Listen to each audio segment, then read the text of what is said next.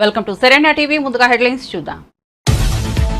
గుజరాత్ లోని గాంధీనగర్ లో ప్రపంచ పునరుత్పాదక ఇంధన సదస్సు హాజరైన ప్రధాని మోదీ, ఏపీ సీఎం చంద్రబాబు. ఇంధన రంగానికి అనుకూల వ్యూహాలు అవసరమన్న చంద్రబాబు.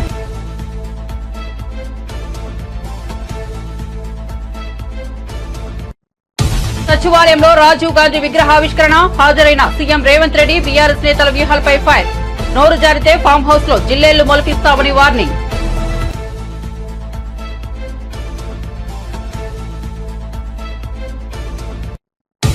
సీఎం రేవంత్ ను కలిసి చెక్కులు అందించిన చిరంజీవి. వరద బాధితులకు ఇటీవల 50 లక్షల విరాళం ప్రకటించిన మెగాస్టార్. రామ్ చరణ్ తరపున మరో 50 లక్షల విరాళం. తాజాగా తెలంగాణ సీఎంతో భేటీ. శాలువా కప్పి సన్మానించిన సీఎం. అలాంటి వారి నుంచి దరఖాస్తులు ఆహ్వానిస్తామన్న మంత్రి నారా లోకేష్. గత 5 ఏళ్లు వర్సిటీలను రాజకీయ పునరావాస వేదికలుగా మార్చారన్న లోకేష్. వర్సిటీలను ప్రక్షాళన చేస్తున్నామని వెల్లడి. వర్సిటీలను తీర్చిదిద్దే సంకల్పం ఉన్నవారు దరఖాస్తు చేసుకోవాలని పిలుపు.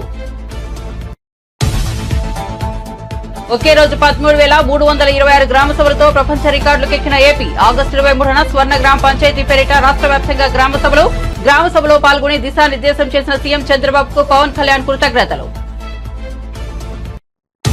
ఇటీవలే నిశ్చితార్థం చేసుకున్న సిద్ధార్థ అదితి. తాజాగా కుటుంబ సభ్యులు బంధువుల మధ్య ఘనంగా వివాహం. వనపర్తిలోని ఆలయంలో వివాహ బంధంలోకి అడుగుపెట్టిన జంట. పెళ్లి ఫోటోలను సోషల్ మీడియా ద్వారా పంచుకున్న నటీనటులు. నూతన జంటకు నెటిజన్ల శుభాకాంక్షలు. జీవితకాల గరిష్టానికి చేరువలోకి వచ్చిన స్టాక్ మార్కెట్ సూచీలు. స్వల్ప లాభాలతో ముగిసిన Sensex, Nifty. Metal, reality, energy రంగ కంపెనీలకు లాభాలు. నష్టాల బాటలో ప్రభుత్వ రంగ బ్యాంకులు, ఎఫ్ఎంఎంజీ, ఫార్మా కంపెనీల షేర్లు. ఇక వార్త వివరాల్లోకి వెళ్తే, ప్రపంచంలో శాంతిపూర్వక మానవ సమాజాన్ని నెలకొల్పేందుకు తన జీవితాన్ని అంకితం చేసిన కారణ జన్ముడు మహమ్మద్ ప్రవక్త అని సీఎం చంద్రబాబు పేర్కొన్నారు. ఆయన జన్మదినాన్ని అత్యంత భక్తి శ్రద్ధలతో జరుపుకుంటున్న ముస్లిం సోదరులకు మిలాద్ ఉన్ నబీ శుభాకాంక్షలు తెలిపారు. ప్రతి ఒక్కరూ సాటివారి పట్ల ప్రేమ, దయ, సౌభ్రాతృత్వ భావనలతో ఉన్నప్పుడే ప్రవక్త కోరుకున్న శాంతియుత సమాజం నెలకొంటుంది. ఆ దిశగా మనమందరం కృషి చేద్దామని పిలుపునిచ్చారు.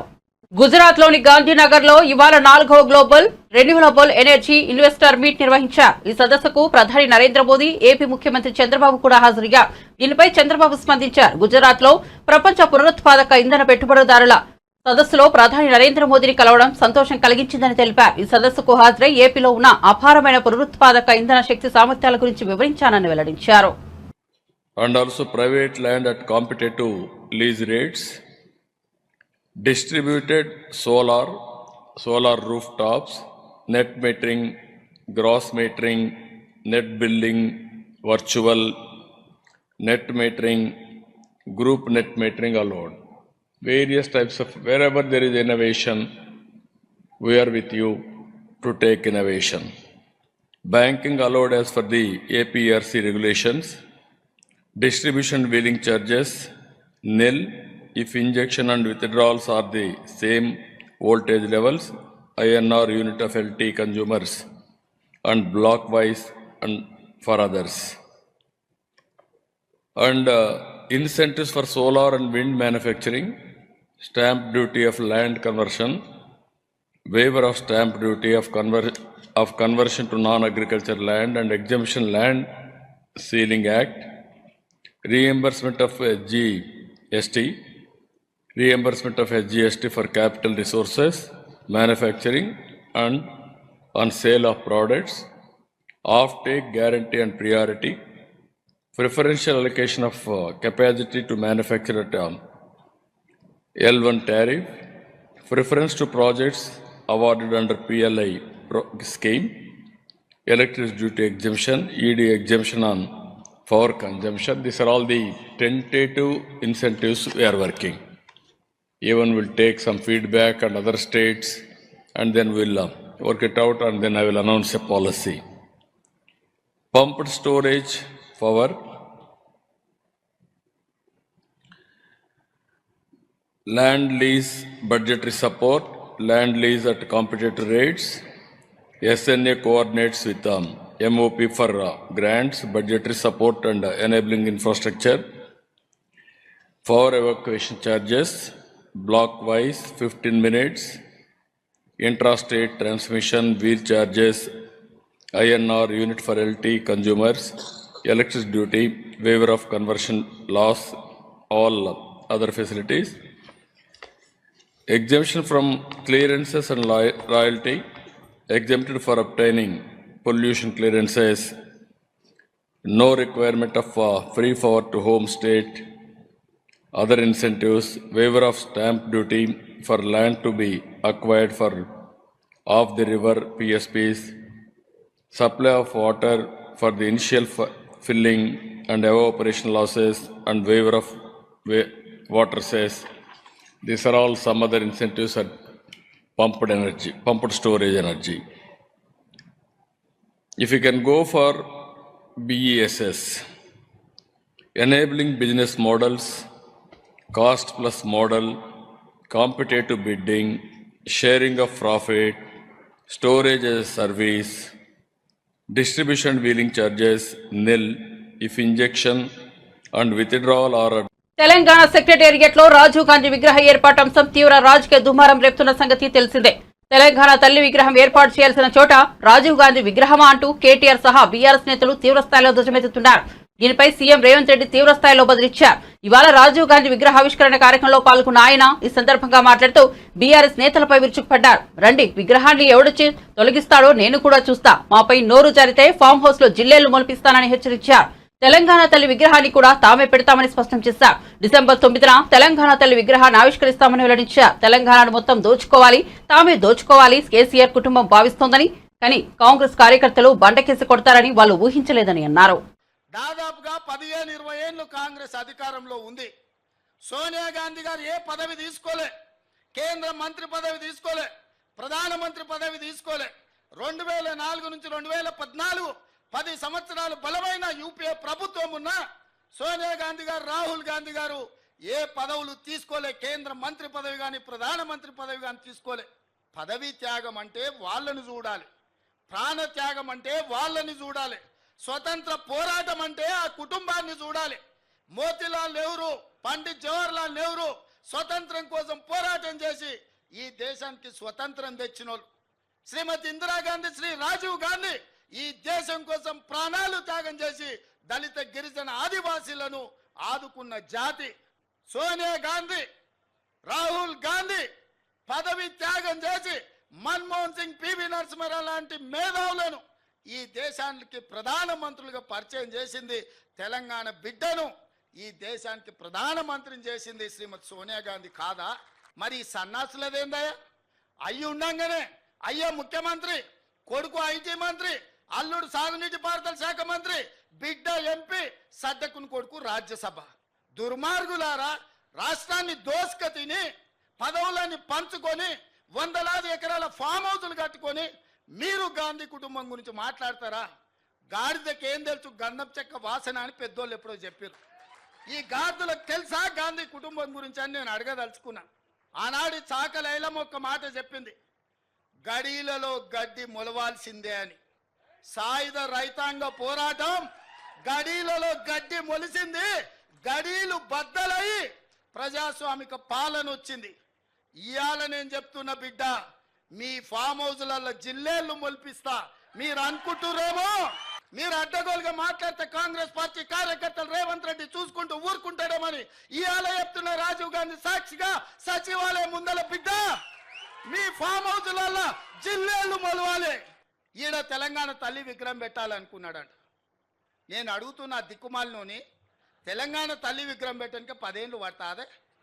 1000 ఎకరాలలో ఫామ్ హౌస్ కట్టుకున్నావు నువ్వు, 100 ఎకరాలలో వాడు జన్వాడల ఫామ్ హౌస్ కట్టుకున్నాడు, 10 ఎకరాలలో శత్రు దుర్భేదమైన ప్రగతి భవన్ పేరు మీద గడీని నిర్మించుకున్నావు, వాస్తు సక్కయలేదని సచివాలయం కట్టుకున్నావు, 1,00,000 కోట్లు దిగమింగిన కాళేశ్వరం కట్టినవు. ఇవాళ తెలంగాణ తల్లి పెట్టడానికి 10 ఏళ్ళు సరిపోలేదా? 10 ఏళ్ళు ఏ గాడిద పండ్లు తోవినామని నేను అడుగుతున్నా. ఇక్కడ తెలంగాణ తల్లి విగ్రహం మేము పెట్టొద్దన్నమా? ఆ సన్నాసి సొంత విగ్రహం పెట్టుకుందామని ఇది రిజర్వ్ చేసి పెట్టుకున్నాడు. తెలంగాణ వాదులందరూ నేను అడుగుతున్నా, ఈ జగా రాజీవ్ గాంధీ విగ్రహానికి అర్హత లేదా?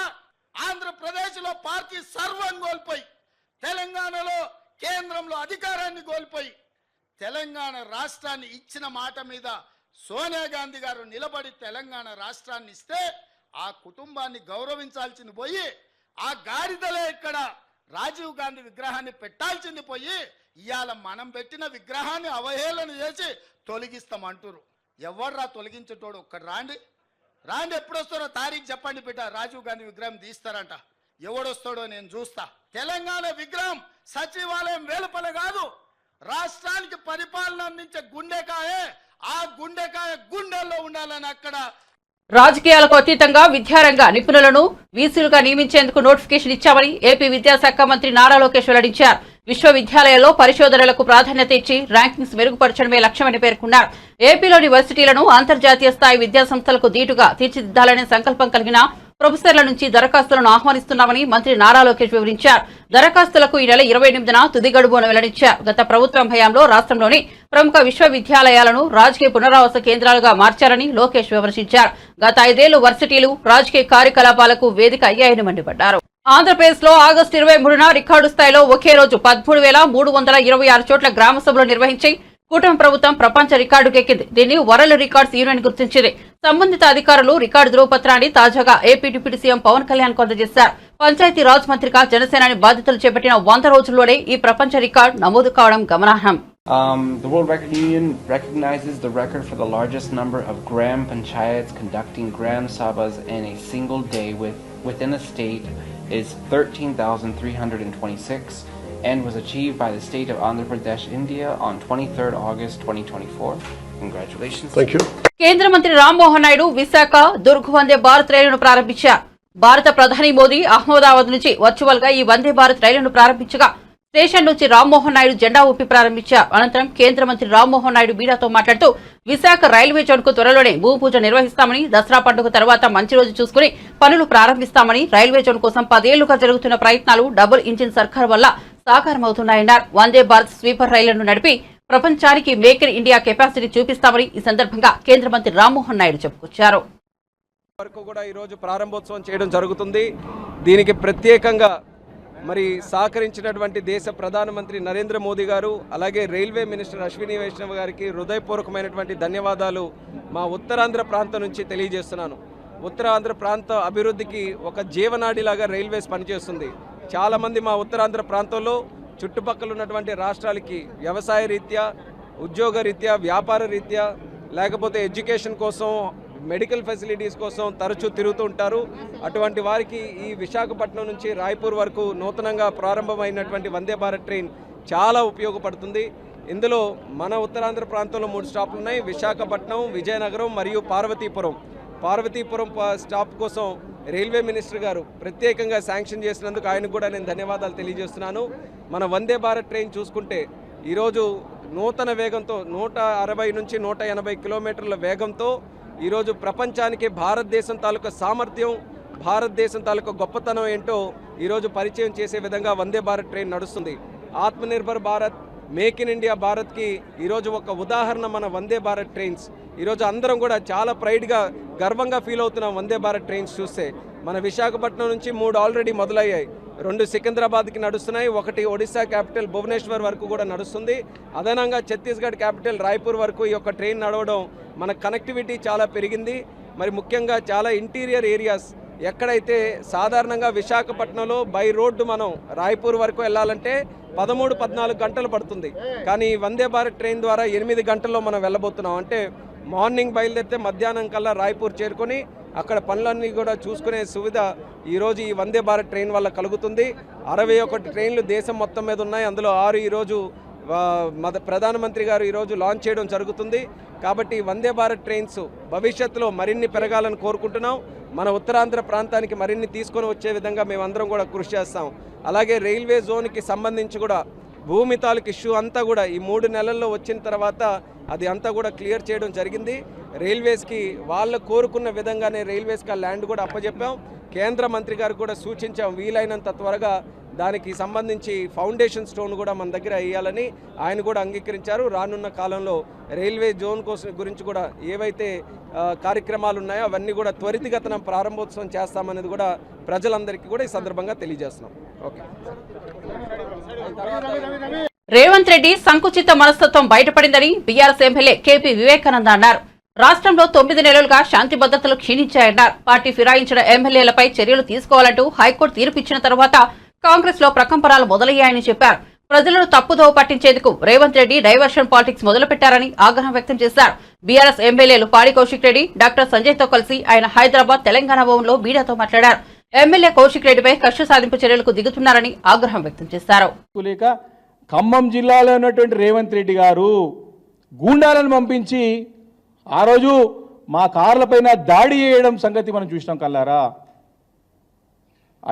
అదొక ఉదాంతం. అనేక ఉదాంతాలు ఉన్నాయి రాష్ట్రంలో. ఈరోజు వారు యథా రాజా తదా ప్రజా అన్నట్టు క్లియర్గా చెప్పారు. మేము కొట్లాడతాం, మేము ఎవరెవరు జరిగిపోతారు, రాజకీయాలు ఎవరెవరు పోతే కొట్టుకు చంపుకుంటారా. ఈరోజు శ్రీధర్ రెడ్డి గారి యొక్క మన మహబూబ్ నగర్, ఉమ్మడి మహబూబ్ నగర్ జిల్లాలో ఉన్నటువంటి శ్రీధర్ రెడ్డి గారు అయితే కొల్లాపూర్లో ఉన్నారో వారిని డైరెక్ట్గా దాడి చేసి చంపినటువంటి దాంతం చూసినాం. ఇవన్నీ కూడా ఇలాంటి హత్యలకి, దాడులకి ప్రత్యక్ష కారణం ఈరోజు బాధ్యత గల పదవిలో ఉన్నటువంటి రేవంత్ రెడ్డి గారిదని చెప్తా ఉన్నాను. మాకు సోషల్ మీడియా వారియర్స్ ప్రశ్నలు అడిగితే కురతం దిలీప్ గారిని ఎలాంటి కారణం లేకుండా తీసుకుని అరెస్ట్ చేసి రాత్రి వరకు కూర్చోబెట్టి కోర్టు ముందుకు మీరు ప్రొడ్యూస్ చేయండి అని చెప్పి గట్టిగా నిలబడి ఆ రోజు అందరూ కూడా గట్టిగా కూర్చుంటే 12 గంటలకి దొంగచాటున నోటీస్ ఇచ్చి ఇంటికి పంపించేసినారు. మాకు ఇంకొక సోషల్ మీడియా వారియర్, మాకు మీడియా సెల్ కన్వీనర్ ఉన్నటువంటి క్రిషాంగ్ గారిని వారిని ఎలాంటి రీజన్ లేకుండా కూడా వారిని అరెస్ట్ చేసి లోపలికేయడం జరిగింది. ఇలాంటి అనేక ఒకటి కాదు, రెండు కాదు, అనేక ఉదాంతాలు ఉన్నాయి.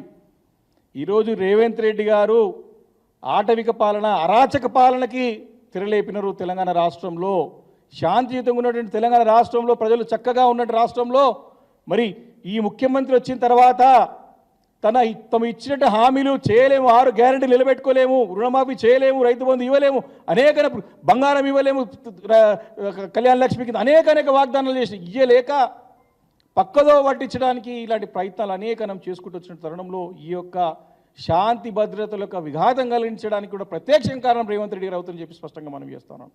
ఈ రోజు నిన్న మాట్లాడినటువంటి పోలవరం ప్రాజెక్టు ఆలస్యానికి గత ప్రభుత్వమే కారణమని సీఎం చంద్రబాబు, టీడీపీ నేతలు చేస్తున్న వ్యాఖ్యలపై మాజీ మంత్రి బుగ్గన రాజేంద్రనాథ్ రెడ్డి స్పందించారు. హైదరాబాద్ ప్రెస్ క్లబ్ లో ఆయన మీడియాతో మాట్లాడారు. ఈ సందర్భంగా పోలవరం ప్రాజెక్టు ఆలస్యానికి కారణం తెలుగుదేశం పార్టీ ప్రభుత్వమేనని చెప్పారు. పోలవరం ప్రాజెక్టు పునాది వేసింది వైఎస్ రాజశేఖర రెడ్డి. ఆయన హయాంలో అన్ని అనుమతులు తీసుకొచ్చారు. అనంతరం పోలవరం పనులు ప్రారంభించారని బుగ్గన గుర్తు చేశారు. Water supply component should be funded, 2 కూడా ఇవ్వాలని చెప్పి మా ప్రభుత్వం. అదేవిధంగా అది ఎప్పుడెప్పుడు 12/6/2021లో ఒక ఉత్తరం ద్వారా, 16/7/21లో ఒక ఉత్తరం ద్వారా, 20 అక్టోబర్ 2021లో ఒక ఉత్తరం ద్వారా చేసినందుకు ఈరోజు వాటర్ సప్లై కాంపోనెంట్ మరి 7,000 కోట్లకు సంబంధించినది మరి ఒకసారి ప్రాజెక్టులకి ఈరోజు కేంద్రం ఇవ్వబోతా ఉంది. అదేవిధంగా రీఇంబర్స్మెంట్ ప్రొసీజర్ వచ్చేసి ఆ రోజు గౌరవ ముఖ్యమంత్రి జగన్మోహన్ రెడ్డి గారు చెప్పిన తర్వాత, అప్పటి ముఖ్యమంత్రి చెప్పిన తర్వాత presently the recommended amount by PPI is sanctioned by MOJS, Ministry of Jal Shakti, and released directly to Government of Andhra Pradesh by Ministry of Finance under Special Assistance Capital from ఎప్పటి నుంచి అండి 4/1/2022 అంటే 22/4/1/2022 తర్వాత పాత పద్ధతి కాకుండా కొత్త పద్ధతి ప్రకారంగా స్పెషల్ అసిస్టెన్స్ క్యాపిటల్ కింద కేంద్ర ప్రభుత్వం నుంచి డైరెక్ట్. ఇది పోలవరం ప్రాజెక్ట్ నిర్మాణానికి ముఖ్యమైన కీలకమైన అంశం కాదండి ఇది. ఆ తర్వాత ఇంకోటి కాంపోనెంట్ వైజ్ రిస్ట్రిక్షన్ ఉండేది. అంతే హెడ్ వర్క్స్కి ఇంత డబ్బులు, లెఫ్ట్ మెయిన్ కెనాల్ ఇంత డబ్బులు, రైట్ మెయిన్ కెనాల్కి ఇంత డబ్బులు, మరి అదేవిధంగా వివిధ ల్యాండ్ అక్విజిషన్కి ఇంత డబ్బులు కాంపోనెంట్ మాదిరిగా ఉండేదన్నమాట.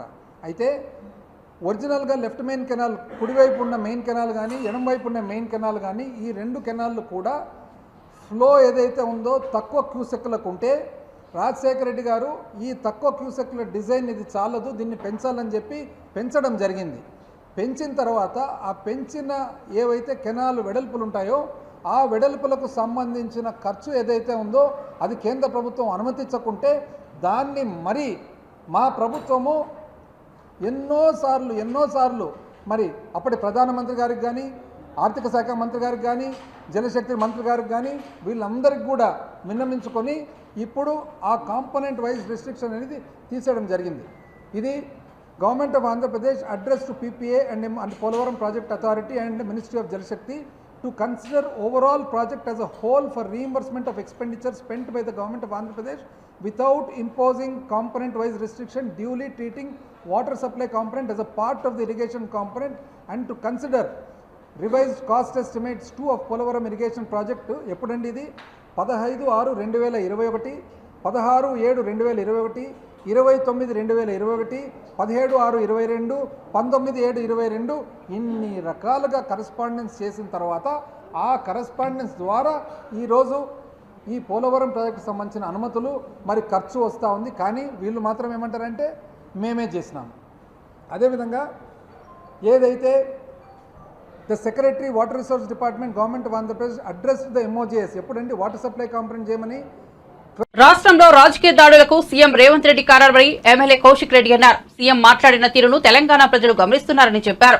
ఎమ్మెల్యేను మర్డర్ చేయడానికి స్వయంగా సీఎం మనుషులను పంపారన్నారు. తన ఇంటి మీదకి మనుషులను పంపించినట్లు స్వయంగా ముఖ్యమంత్రి ఒప్పుకున్నారని చెప్పారు. రేవంత్ మాటలపై డీజీపీ హోంశాఖ సెక్రటరీ స్పందించాలని డిమాండ్ చేశారు.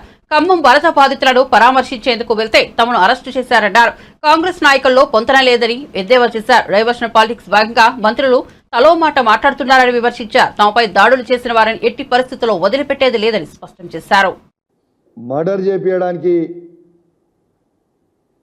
ఇంటికి పంపించిందంటే ఇది ఎంత పెద్ద సిగ్గుచేటు అనేది యావత్ తెలంగాణ ప్రజలందరూ కూడా గమనించాలని నేను విజ్ఞప్తి చేస్తూ ఉన్నాను. ఒక ఎమ్మెల్యే ఏమని మాట్లాడతారు, ఒక మంత్రి ఏం మాట్లాడతారు, ఒక ముఖ్యమంత్రి ఏం మాట్లాడతారు అనేది కాంగ్రెస్ పార్టీలో వాళ్ళకనే పొంతన లేదు. ఇవాళ శ్రీధర్ బాబు గారేమో ఇద్దరు బీఆర్ఎస్ పార్టీ ఎమ్మెల్యేలు కొట్లాడుకుంటారు, మాకేం సంబంధం అని అంటారు. బట్టి గారేమో ఎమ్మెల్యేలు ఇద్దరు కొట్లాడుకొని హైదరాబాద్ పరువు తీస్తున్నారు అంటారు. ముఖ్యమంత్రి గారు నిన్న డైరెక్ట్గా మీటింగ్లో పెట్టి మేమే పంపించినామంటారు. అసలు ఏం జరుగుతుంది తెలంగాణ రాష్ట్రంలో? అసలు లా అండ్ ఆర్డర్ ఉన్నట్టా లేనట్టా ఏం జరుగుతుందని నేను అడుగుతా ఉన్నా. ఇవాళ కౌశిక్ రెడ్డిని హత్య చేయాలని ముఖ్యమంత్రి గారు ఎందుకు అనుకుంటున్నారని నేను అంటా ఉన్నాను. ఎందుకు రేవంత్ రెడ్డి గారు కౌశిక్ రెడ్డి గారిని హత్య చేయాలనుకుంటున్నావు? ఎందుకంటే కేసీఆర్ గారి నాయకత్వంలో బీఆర్ఎస్ పార్టీ పక్షాన ప్రజల పక్షాన గట్టిగా గలమింపిస్తున్నా అని చెప్పి నన్ను హత్య చేయాలనుకుంటున్నావా? రైతులకి గట్టిగా రుణమాఫీ ఎందుకు చేస్తలేవు అని అడుగుతున్నా అని హత్య చేయాలనుకుంటున్నావా? రైతు భరోసా ఇంకా ఎందుకు రైతులకు ఇయ్యలే అని అడుగుతున్నా అని హత్య చేయాలనుకుంటున్నావా? 24 గంటల ఫ్రీ కరెంట్ రైతులకు ఎందుకు ఇస్తలేవు అని అడుగుతున్నా అని హత్య చేయాలనుకుంటున్నావా?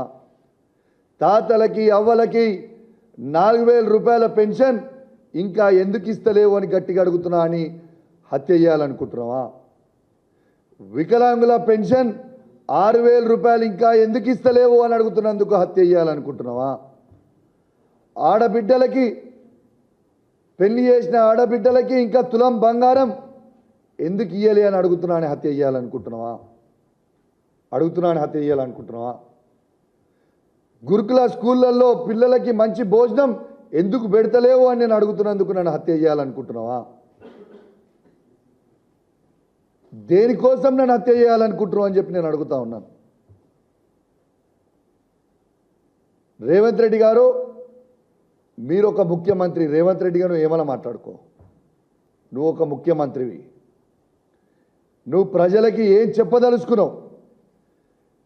నేను స్వయంగా ఇవాళ డీజీపీ గారిని, హోం సెక్రటరీ గారిని దీని మీద స్పందించాలని నేను కోరుతా ఉన్నాను, నేను డిమాండ్ చేస్తా ఉన్నాను. స్వయంగా ఒక ముఖ్యమంత్రి నేను పంపించినా అని. హీరో సిద్ధార్థ్, హీరోయిన్ అదితిరావు హైదరి పెళ్లి చేసుకున్నారు. కొంతకాలంగా ప్రేమించుకుంటున్న వీరిద్దరూ ఇటీవల నిశ్చితార్థం చేసుకున్నారు. తాజాగా కుటుంబ సభ్యులు, బంధువుల మధ్య ఘనంగా వనపర్తి జిల్లా శ్రీరంగాపురంలోని రంగనాయకస్వామి ఆలయంలో వివాహ బంధంలోకి అడుగుపెట్టారు. వీరి పెళ్లి దక్షిణాది సంప్రదాయం ప్రకారం జరిగింది.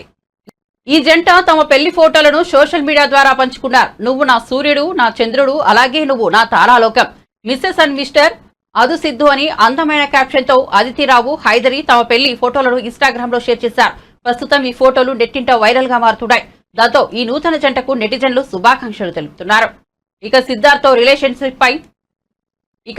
తో రిలేషన్ పై అదితి ఇటీవల ఓ ఇంటర్వ్యూలో వెల్లడించారు. తామిద్దరం జంటగా నటించిన మహాసముద్రం సినిమా షూటింగ్ సమయంలో తమ మధ్య ఏర్పడిన పరిచయం ఆ తర్వాత ప్రేమగా మారిందని ఆమె చెప్పారు. హైదరాబాద్ లో తన తల్లి ప్రారంభించిన స్కూల్ అంటే తనకెంతో ఇష్టమన్న అదితి అక్కడే తనకు సిద్ధు ప్రపోజ్ చేయడంతో కాదనలేకపోయానని చెప్పుకొచ్చారు. ఆమె ఆశీస్సుల కోసమే తాను అక్కడ ప్రపోజ్ చేసినట్లు ఆ తర్వాత సిద్ధార్థ చెప్పాడని ఆమె తెలిపారు. మెగాస్టార్ చిరంజీవి తెలంగాణ ముఖ్యమంత్రి రేవంత్ రెడ్డిని కలిశారు. ఉదయం సీఎం నివాసానికి వెళ్లిన చిరంజీవి రేవంత్ రెడ్డితో భేటీ అయ్యారు. ఇటీవల వరద బాధితుల సహాయార్థం తాను ప్రకటించిన 50 లక్షలు, తన కుమారుడు రామ్ చరణ్ ప్రకటించిన మరో 50 లక్షలకు సంబంధించిన చెక్కులను సీఎం రేవంత్ రెడ్డికి అందజేశారు. ఈ సందర్భంగా చిరంజీవితో కాసేపు చర్చించిన రేవంత్ రెడ్డి శాల్వాతో చిరును సత్కరించారు. మరోవైపు సినీ రాజకీయ ప్రముఖులు తెలుగు రాష్ట్రాల్లోని వరద బాధితులకు విరాళాలు అందజేస్తున్నారు. సీఎం రిలీఫ్ ఫండ్ ద్వారా ఆ మొత్తాన్ని బాధితులకు అందేలా చేస్తూ వారిని ఆదుకుంటున్నారు. మాజీ మంత్రి గల్లా అరుణకుమారి అమర్ రాజా గ్రూప్ తరపున 1 కోటి, నటులు విశ్వక్షేణ్ 10 లక్షలు, సాయి దుర్గదేజ్ 10 లక్షలు, అలీ 3 లక్షలు అందజేశారు. 2 రాష్ట్రాలకు విరాళం ప్రకటించి ఆ మొత్తానికి సంబంధించిన చెక్కులను సీఎంలకు అందజేశారు. భారత స్టాక్ మార్కెట్ సూచీలు సెన్సెక్స్, నిఫ్టీ ఇవాళ జీవితకాల గరిష్టాలకు చేరువలోకి వచ్చాయి. అయితే ముగింపు సమయానికి స్వల్ప లాభాలతోనే సరిపెట్టుకున్నాయి. సెన్సెక్స్ 97 పాయింట్ల వృద్ధితో 82,988 వద్ద ముగియగా నిఫ్టీ 27 పాయింట్ల లాభంతో 25,383 వద్ద స్థిరపడింది. ఓ దశలో సెన్సెక్స్ జీవితకాల గరిష్టం 83,184 పాయింట్లను తాకగా నిఫ్టీ కూడా అదే పాటలో జీవితకాల గరిష్టం 24,445కు ఎగిసింది. అయితే mid cap, small cap stocks లో కొనుగోలు ట్రెండ్ కనిపించడంతో సూచీలు స్వల్ప లాభాలకే పరిమితమయ్యాయి. మెటల్, రియాలిటీ, ఎనర్జీ, వస్తు, మౌలిక సదుపాయాల రంగంలోని కంపెనీలు లాభాల బాటలో పయనించగా ఐటీ, ప్రభుత్వ రంగ బ్యాంకులు, ఎఫ్ఎంసీజీ, ఫార్మా కంపెనీల షేర్లు నేల చూపులు చూశాయి. బులెటిన్ ముగించే ముందు హెడ్లైన్స్ మరోసారి చూద్దాం. గుజరాత్ లోని గాంధీనగర్ లో ప్రపంచ పునరుత్పాదక ఇంధన సదస్సు హాజరైన ప్రధాని మోదీ, ఏపీ సీఎం చంద్రబాబు. ఇంధన రంగానికి అనుకూల వ్యూహాలు అవసరమన్న చంద్రబాబు.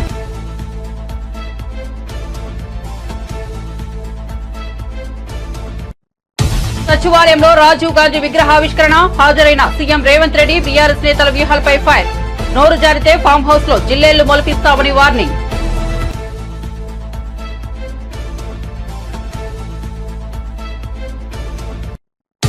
సీఎం రేవంత్ ను కలిసి చెక్కులు అందించిన చిరంజీవి, వరద బాధితులకు ఇటీవల 50 లక్షల విరాళం ప్రకటించిన మెగాస్టార్. రామ్ చరణ్ తరపున మరో 50 లక్షల విరాళం. తాజాగా తెలంగాణ సీఎంతో భేటీ, శాల్వా కప్పి సన్మానించిన సీఎం. అలాంటి వారి నుంచి దరఖాస్తులు ఆహ్వానిస్తామన్న మంత్రి నారా లోకేష్. గత 5 ఏళ్లు వర్సిటీలను రాజకీయ పునరావాస వేదికలుగా మార్చారన్న లోకేష్. వర్సిటీలను ప్రక్షాళన చేస్తున్నామని వెల్లడి. వర్సిటీలను తీర్చిదిద్దే సంకల్పం ఉన్నవారు దరఖాస్తు చేసుకోవాలని పిలుపు. ఒకే రోజు 13,326 గ్రామ సభలతో ప్రపంచ రికార్డులకు ఎక్కిన ఏపీ. ఆగస్టు 23న స్వర్ణ గ్రామ పంచాయతీ పేరిట రాష్ట్ర వ్యాప్తంగా గ్రామ సభలో పాల్గొని దిశానిర్దేశం చేసిన సీఎం చంద్రబాబుకు పవన్ కళ్యాణ్ కృతజ్ఞతలు. ఇటీవలే నిశ్చితార్థం చేసుకున్న సిద్ధార్థ, అదితి తాజాగా కుటుంబ సభ్యులు, బంధువుల మధ్య ఘనంగా వివాహం. వనపర్తిలోని ఆలయంలో వివాహ బంధంలోకి అడుగుపెట్టిన జంట. పెళ్లి ఫోటోలను సోషల్ మీడియా ద్వారా పంచుకున్న నటీనటులు. నూతన జంటకు నెటిజన్ల శుభాకాంక్షలు. జీవితకాల గరిష్టానికి చేరువలోకి వచ్చిన స్టాక్ మార్కెట్ సూచీలు స్వల్ప లాభాలతో ముగిసిన Sensex, Nifty, metal, reality, energy రంగ కంపెనీలకు లాభాలు. నష్టాల బాటలో ప్రభుత్వ రంగ బ్యాంకులు, ఎఫ్ఎంఎంజీ, ఫార్మా కంపెనీల షేర్లు. మరిన్ని అప్డేట్స్ కోసం చూస్తూనే ఉండండి శరణ్య టీవీ.